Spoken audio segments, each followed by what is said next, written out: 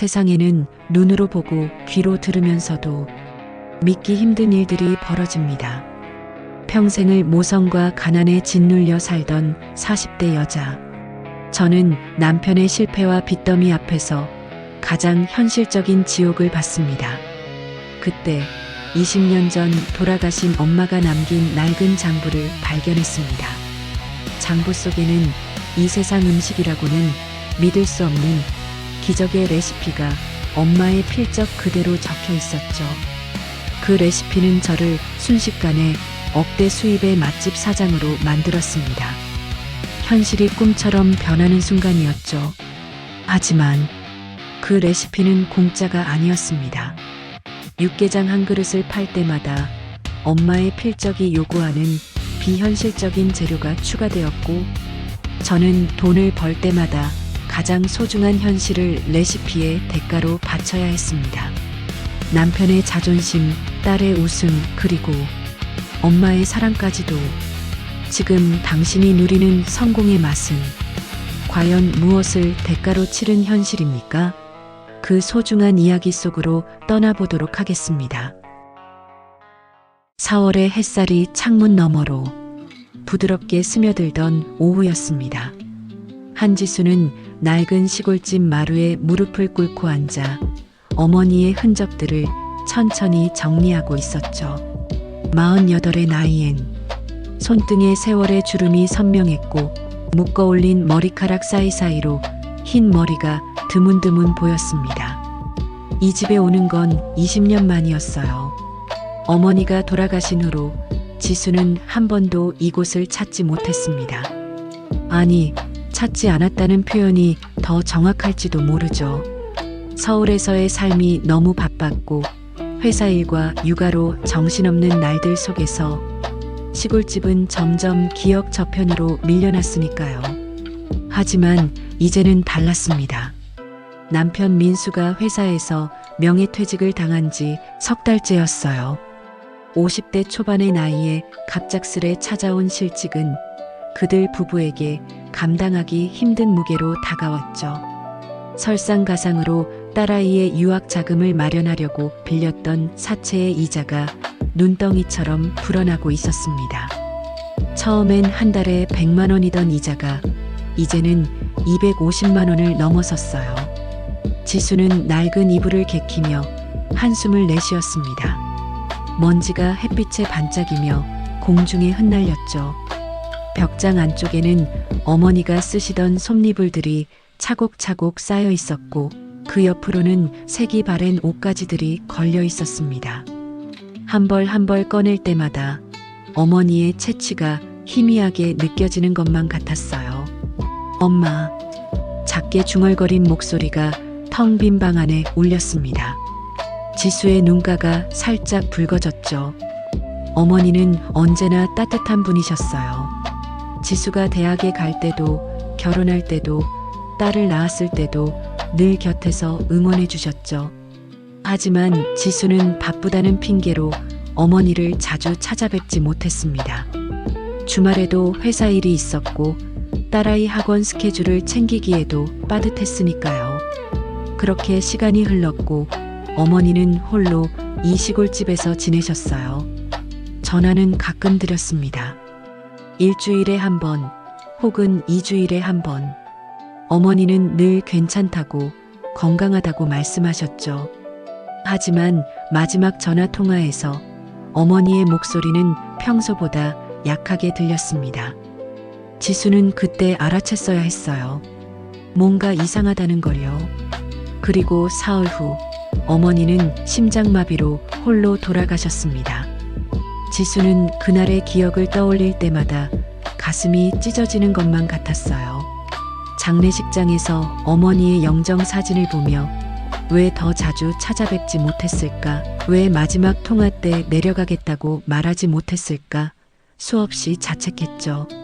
남편은 곁에서 지수의 어깨를 안아주었지만 그 죄책감은 20년이 지난 지금까지도 지수의 가슴 한쪽에 무거운 돌처럼 남아 있었습니다.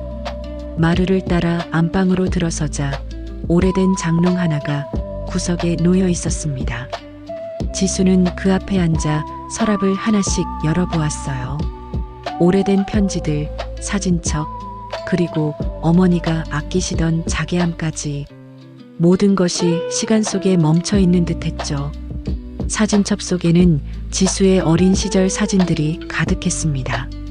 초등학교 입학식 날, 중학교 수학여행 갔을 때, 대학 합격증을 들고 활짝 웃던 날, 어머니는 그 모든 순간을 기록해 두셨어요.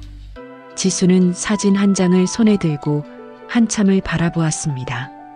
25살 무렵 대학 졸업식 날 찍은 사진이었어요. 학사모를 쓴 지수 옆에서 어머니가 환하게 웃고 계셨죠. 그때 어머니는 이렇게 말씀하셨습니다. 우리 지수, 이제 다 컸네. 앞으로 행복하게만 살아라. 그 말을 듣고 지수는 그저 웃기만 했어요. 행복은 당연한 것처럼 느껴졌으니까요. 하지만 지금 돌이켜보면 행복이란 건 쉽게 깨지는 유리 같은 거였습니다.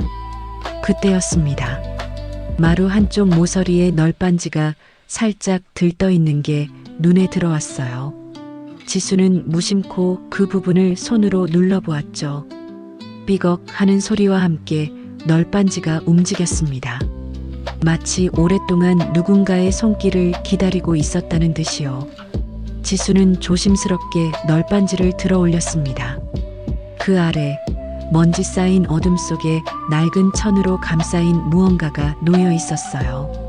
심장이 이유 없이 빠르게 뛰기 시작했죠. 떨리는 손으로 천을 풀자 오래된 가죽 표지의 장부 한 권이 모습을 드러냈습니다. 표지는 세월의 발에 있었고 모서리는 닳아서 해져 있었어요. 지수는 천천히 장부를 펼쳤습니다. 첫 페이지에는 어머니의 손글씨로 날짜와 함께 간단한 메모들이 적혀 있었죠. 가계부 같은 것이었습니다. 쌀값, 반찬 재료비, 명절 준비 비용 같은 것들이요. 어머니는 평생 검소하게 사셨어요. 한 푼 한 푼 아껴 쓰시면서 지수의 학비를 마련하셨죠. 한 장 한 장 넘기며 읽어내려가던 지수의 손이 어느 순간 멈췄습니다.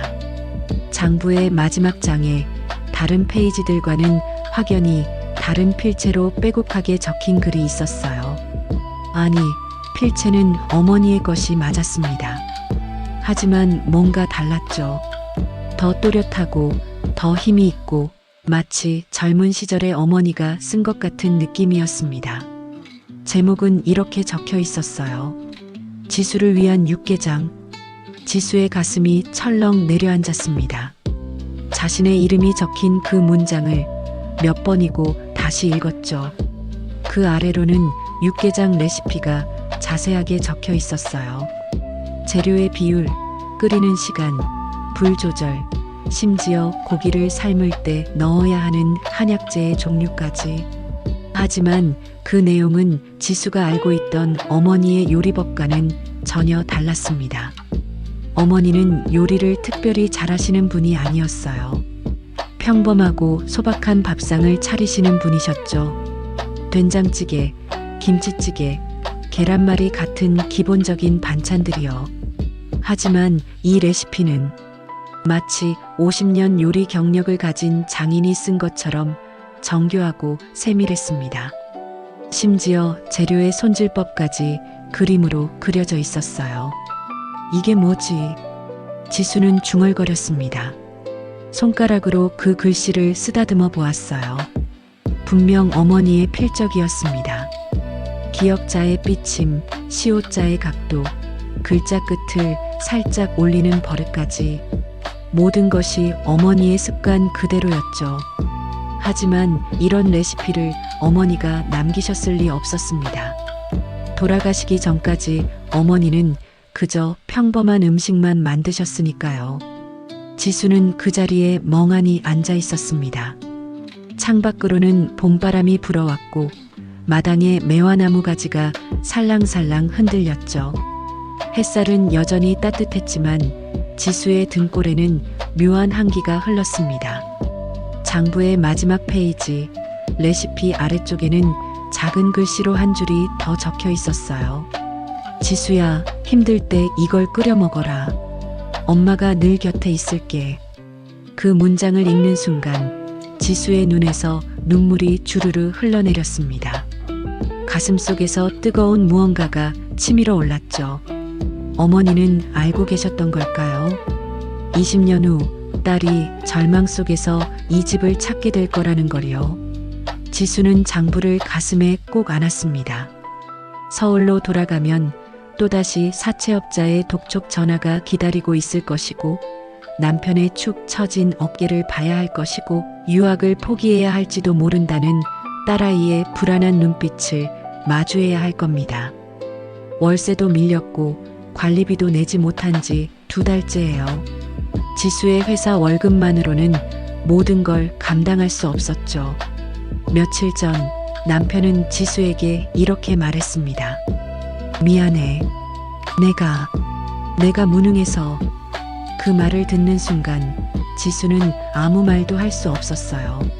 남편을 탓할 수도 위로할 수도 없었죠.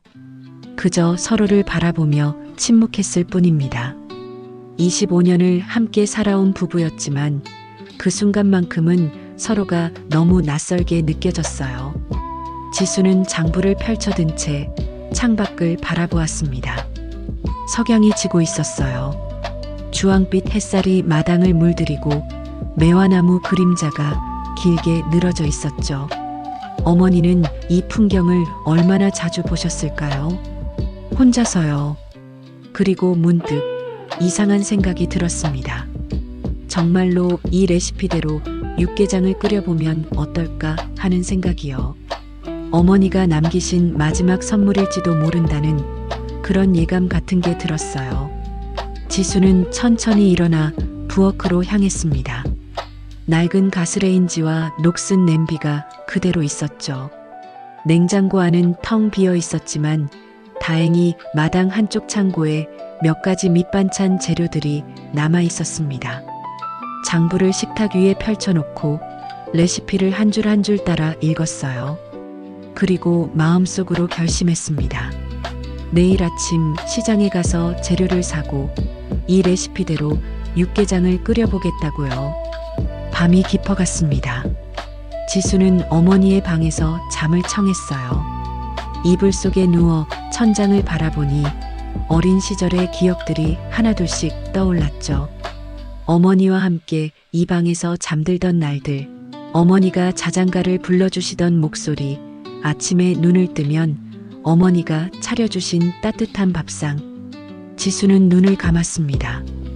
그리고 작게 속삭였어요. 엄마, 이게 정말 엄마가 남긴 거라면 제발 저 좀 도와주세요. 창밖으로 달빛이 스며들었고 식탁 위에 놓인 장부는 그 빛을 받아 은은하게 빛났습니다. 마치 살아 숨쉬는 것처럼요. 이튿날 아침 지수는 시장에 갔습니다. 오랜만에 찾은 시골 장터는 예전 그대로였어요. 좁은 골목 사이로 펼쳐진 좌판들, 아주머니들의 구수한 사투리, 그리고 갓 잡아온 생선 냄새가 뒤섞인 공기까지 모든 게 어린 시절 어머니 손을 잡고 왔던 그때와 똑같았죠. 지수는 장부에 적힌 재료 목록을 하나씩 확인하며 장을 봤습니다. 소고기 사태 600g, 고사리 한 단, 숙주 300g, 대파 3뿌리. 그리고 레시피에는 일반 시장에서 구하기 힘든 약재들도 적혀 있었어요. 당귀, 청궁, 황기 같은 것들이요. 다행히 시장 한쪽에 작은 한약방이 있었고 지수는 그곳에서 필요한 약재들을 구할 수 있었습니다. 한약방 주인 할머니는 지수를 빤히 쳐다보시더니 물으셨죠. 혹시 윤희 딸 아니가? 어머니의 이름을 듣는 순간 지수의 가슴이 뜨끔했습니다. 네, 맞아요.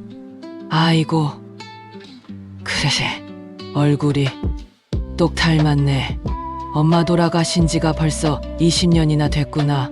그때 장례식에도 못 갔는데 미안하다. 할머니는 약재를 싸주시며 한참을 지수를 바라보셨어요. 그 눈빛에는 연민과 함께 뭔가 말하고 싶은 게 있는 듯한 망설임이 섞여 있었습니다. 지수는 재료를 들고 시골집으로 돌아왔습니다. 부엌에 서서 장부를 펼쳐놓고 레시피를 한 줄 한 줄 따라가며 육개장을 끓이기 시작했어요. 고기를 찬물에 넣고 끓이고 핏물을 빼내고 약재를 넣어 다시 삶았죠. 레시피에는 불의 세기까지 세세하게 적혀 있었습니다. 처음 30분은 센 불로, 그 다음 1시간은 약한 불로, 마지막 20분은 다시 중불로. 냄비 뚜껑을 열 때마다 김이 모락모락 피어올랐어요. 그런데 이상했습니다. 평범한 육개장 냄새가 아니었어요. 뭔가 더 깊고 더 진한, 마치 오래된 한옥의 대청마루 같은 은은한 향이 났죠. 지수는 국물을 한 숟가락 떠서 맛을 봤습니다. 그 순간 온몸에 전율이 흘렀어요. 이건 지수가 평생 먹어본 어떤 육개장과도 달랐습니다. 고기의 깊은 맛, 야채의 아삭한 식감, 그리고 국물이 목으로 넘어갈 때 느껴지는 따뜻함까지. 마치 누군가가 지수의 지친 몸과 마음을 어루만져 주는 것 같았어요. 눈물이 핑 돌았습니다.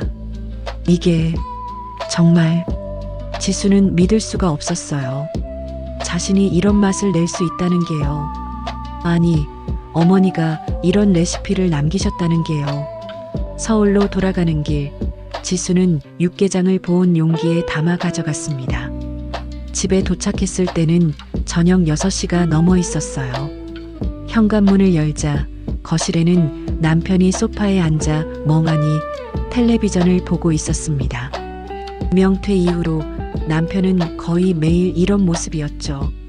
씻지도 않고 밥도 제대로 먹지 않고 그저 하루 종일 집 안에만 있었어요. 다녀왔어. 남편은 고개를 돌려 지수를 봤지만 대답은 없었습니다.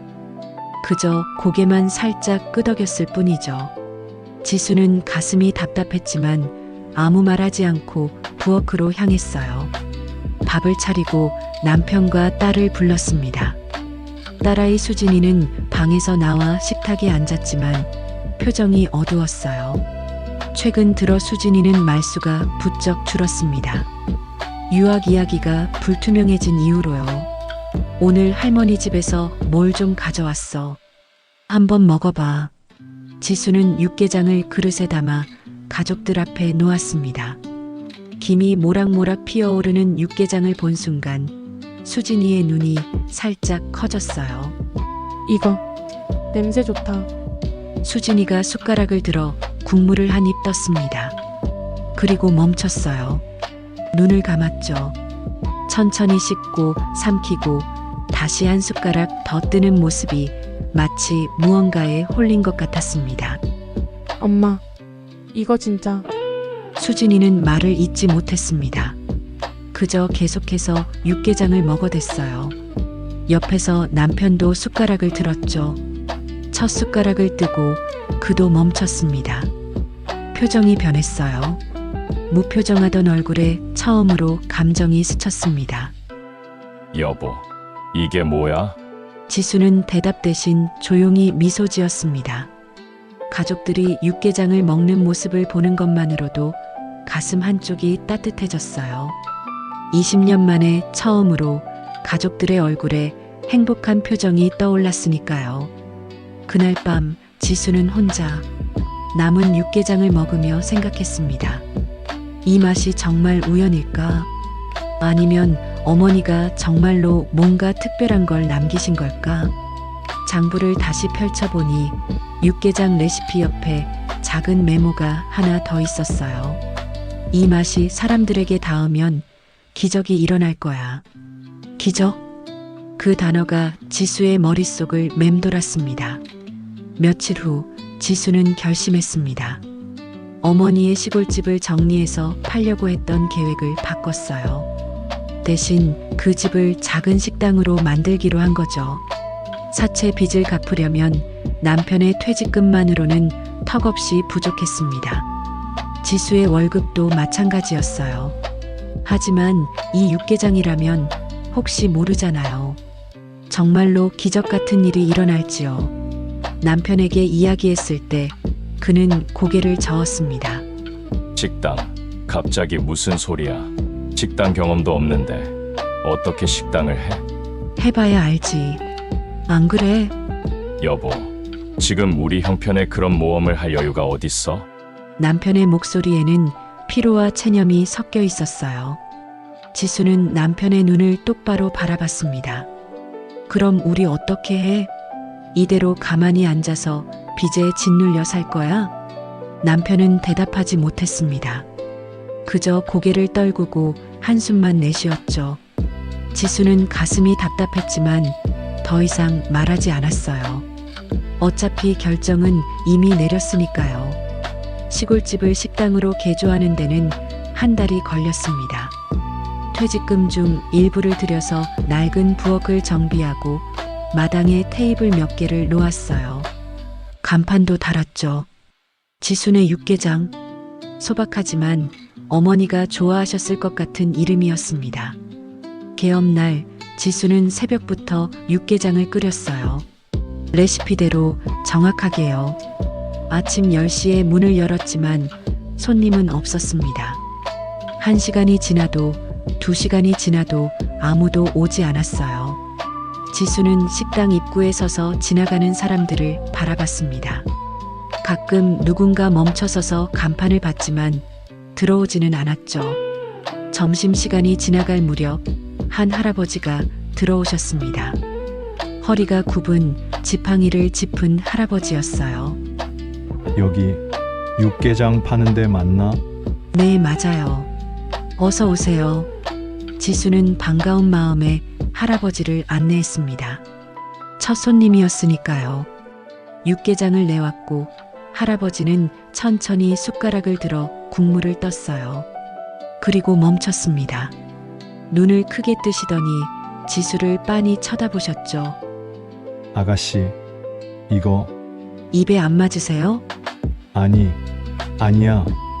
이게 내가 50년 전에 먹어봤던 맛이야. 우리 어머니가 끓여주시던 그 맛이란 말이지. 할아버지의 목소리가 떨렸습니다. 눈가에 눈물이 맺혔어요. 지수는 그 모습을 보며 가슴 한쪽이 뭉클해졌습니다. 할아버지는 한 그릇을 다 비우고 일어서며 말씀하셨죠. 다시 올게.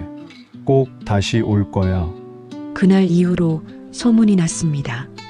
입소문이었어요. 할아버지가 마을 사람들에게 이야기했고 그 사람들이 또 다른 사람들에게 전했죠. 사흘 만에 식당은 손님들로 가득 찼습니다. 일주일 만에 예약을 받아야 할 정도였어요. 지역 신문 기자가 찾아왔고 기사가 났습니다. 기적의 맛집이라는 제목이었어요. 그 기사를 본 서울의 한 방송국에서 연락이 왔습니다. 취재를 하고 싶다고요. 지수는 얼떨떨했지만 승낙했어요. 방송이 나간 후 식당은 완전히 달라졌습니다. 서울에서, 부산에서, 전국 각지에서 사람들이 찾아왔어요. 한 달 만에 지수는 사채 이자를 전부 갚을 수 있었고 2달 만에 원금의 절반을 갚았습니다. 돈이 들어왔어요. 지수가 평생 벌어본 적 없는 큰 돈이요. 남편도 달라졌습니다. 식당 일을 돕기 시작했어요. 설거지를 하고 홀 정리를 하고 장을 보러 다녔죠. 표정도 조금씩 밝아졌습니다. 딸아이 수진이도 주말마다 내려와서 일을 도왔어요. 엄마 대박이다. 진짜 대박. 수진이는 신이 나서 말했습니다. 유학 이야기도 다시 꺼냈어요. 이제 충분히 갈 수 있을 것 같다고요. 지수는 딸의 밝은 얼굴을 보며 웃었지만 마음 한쪽은 묘하게 불안했습니다. 어느 날 밤 지수는 혼자 장부를 펼쳤습니다. 육개장 레시피를 다시 들여다보는데 이상한 게 눈에 띄었어요. 분명 처음에는 없던 얼룩이 생겨 있었습니다. 붉은 잉크 같은 게 글자 사이사이로 번져 있었죠. 그리고 레시피 아래쪽 재료 목록에 새로운 줄이 하나 추가되어 있었어요. 기쁨의 눈물 2방울. 지수는 눈을 의심했습니다. 다시 보고 또 봤지만 그 문구는 분명히 거기 있었어요. 어머니의 필체로요. 하지만 이건 말이 안 됐습니다. 눈물을 육개장에 넣으라고요? 그것도 기쁨의 눈물이라니요. 지수는 장부를 덮었습니다. 손이 떨렸어요. 뭔가 잘못되고 있다는 느낌이 들었죠. 하지만 동시에 지금 이 성공을 멈출 수는 없었습니다. 빚을 다 갚으려면 아직 멀었고 딸의 유학비도 마련해야 했으니까요. 그날 밤 지수는 잠을 이루지 못했습니다. 천장을 바라보며 계속 생각했어요. 장부의 그 문구가 무슨 의미인지, 왜 갑자기 나타난 건지요. 그리고 다음 날 식당에서 이상한 일이 일어났습니다. 손님 중 한 명이 구석 테이블에 혼자 앉아 있었어요. 중년 여자였는데 다른 손님들과는 달리 음식을 시키지 않았습니다. 그저 앉아서 지수를 빤히 바라보고 있었죠. 그리고 미소를 지었어요. 소름 끼치도록 차가운 미소였습니다. 지수는 그쪽으로 다가갔습니다. 손님, 주문하시겠어요? 하지만 여자는 대답하지 않았습니다. 그저 지수를 바라보며 미소만 지을 뿐이었어요. 지수가 다시 물으려는 순간 여자가 손을 들어 가슴에 대고 천천히 X자를 그렸습니다. 마치 멈춰라는 듯이요. 지수의 등골에 오한이 흘렀습니다. 다른 손님에게 물어보려고 고개를 돌렸다가 다시 그쪽을 봤을 때 여자는 사라지고 없었어요. 의자만 덩그러니 남아 있었죠. 그날 밤 지수는 장부를 다시 펼쳤습니다. 붉은 잉크 얼룩이 더 번져 있었어요. 그리고 레시피 옆에 새로운 문장이 하나 더 추가되어 있었습니다. 모든 것엔 대가가 있단다. 지수는 장부를 떨어뜨렸습니다. 가슴이 두근거렸어요. 이건 분명 뭔가 잘못된 거였습니다. 하지만 멈출 수 없었어요. 지금 멈추면 다시 빚에 짓눌려 살아야 했으니까요. 지수는 장부를 서랍 깊숙이 밀어넣고 눈을 감았습니다. 그리고 스스로에게 말했죠. 괜찮아. 그냥 착각일 거야. 하지만 마음속 깊은 곳에서는 알고 있었습니다. 이건 착각이 아니라는 걸요.